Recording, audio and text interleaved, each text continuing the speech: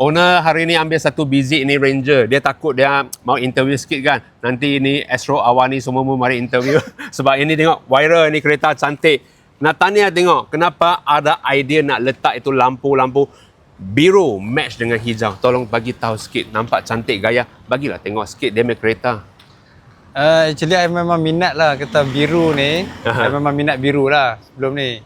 Tapi sebelum tu bagi tahu nama dululah.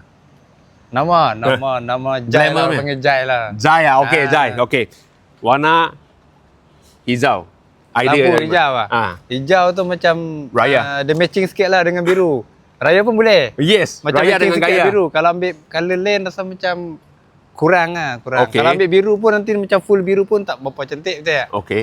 Jadi Lepas hijau tu okey yang paling hebat menariknya sekali kan. Jom kita pergi tengok dia punya side step dengan dia punya rim. Rim tu jarang tau ada orang nak pakai chrome. Oh, I memang minat Ini chrome, macam memang minat chrome. American style, betul-betul American style.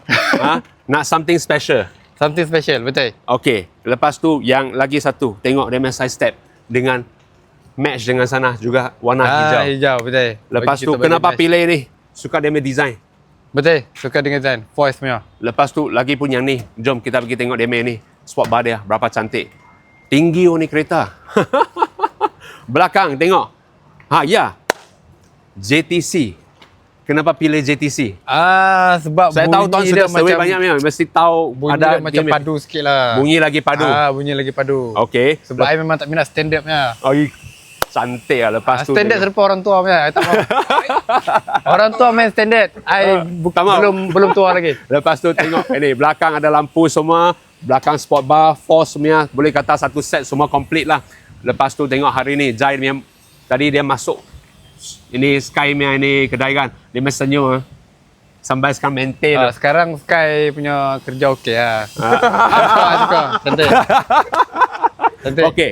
Untuk sesiapa minat nak bagi modified macam tu juga boleh jumpa sama Tauke Sky. Tengok satu happy meal owner berada dekat sini hari ni. Okey. Like, share, komen dengan follow sama saya. Terima kasih guys. Yang penting cakap mesti mau siap sebelum raya. Nasib baik sekali. Nasib baik siap. Nasib Kalau baik tak siap. siap, Dia bawa rotan mari. Bye bye. Okey.